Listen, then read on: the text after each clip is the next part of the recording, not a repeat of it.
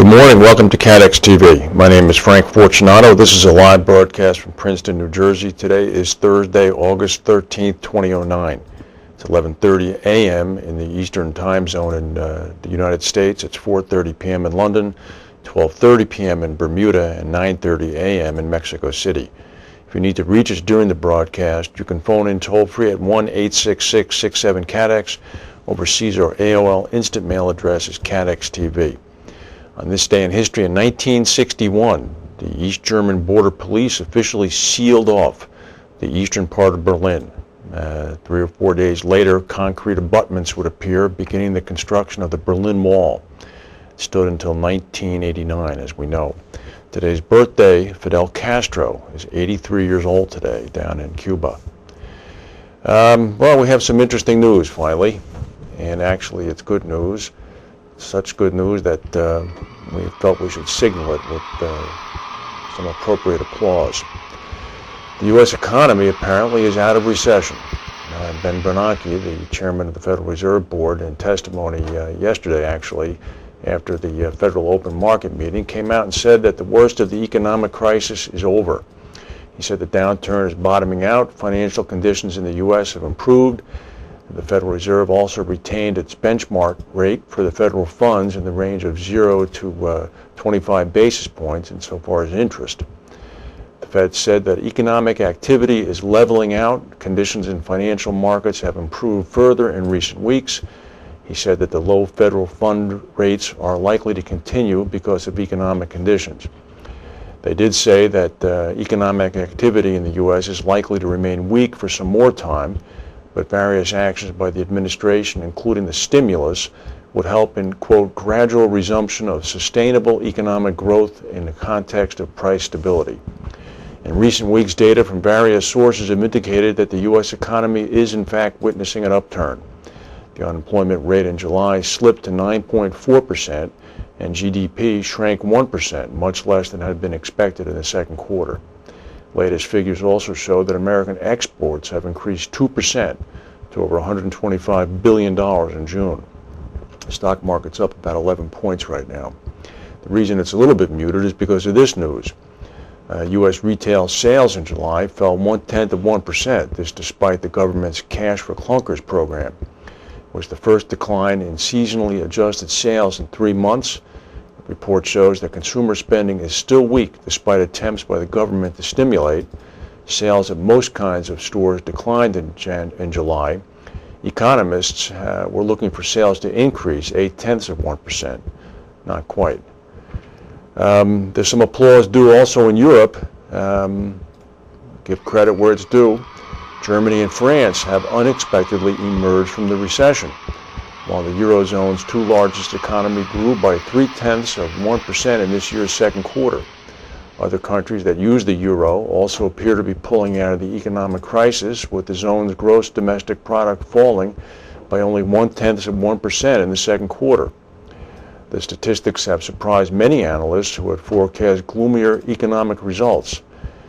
Christine Lagarde, the French economy minister, said the data is very surprising. After 4 negative quarters, France is finally coming out of the red.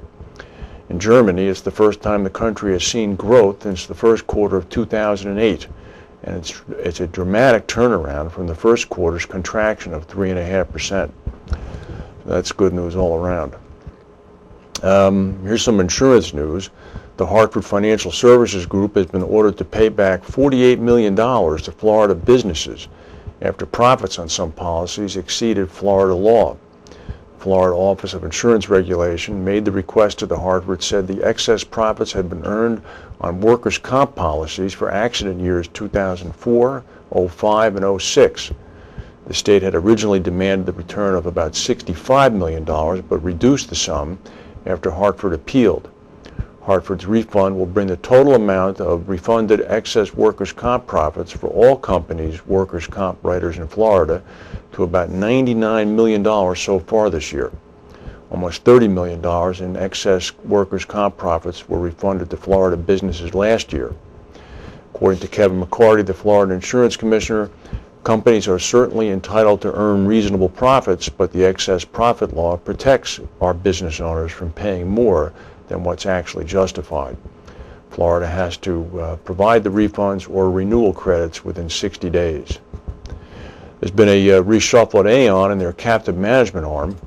The Aon Global Insurance Managers, a division of the main Aon Corporation, which is responsible for captive management, is going to streamline into a new regional structure with 3 hubs: Europe, the Middle East, and Africa.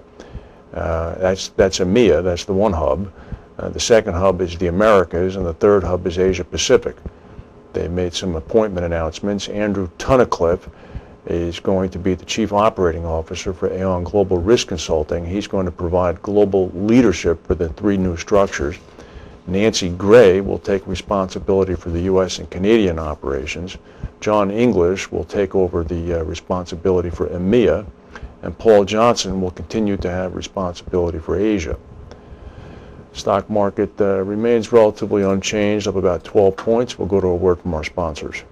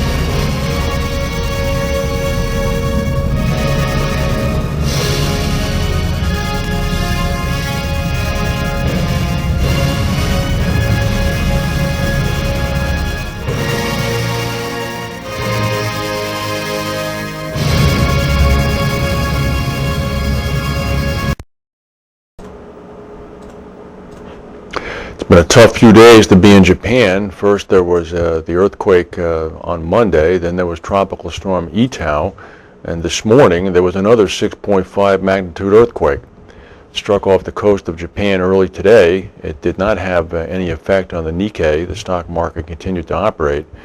The quake was centered near Hachijima Island, south of Tokyo. It raised a tsunami warning, but appears to have caused little damage. The Japanese government said that there were no reports of damages to the country power plants. There were no automatic shutoffs. And as a result, the indications are that it's pretty much a non-event, but it was registered.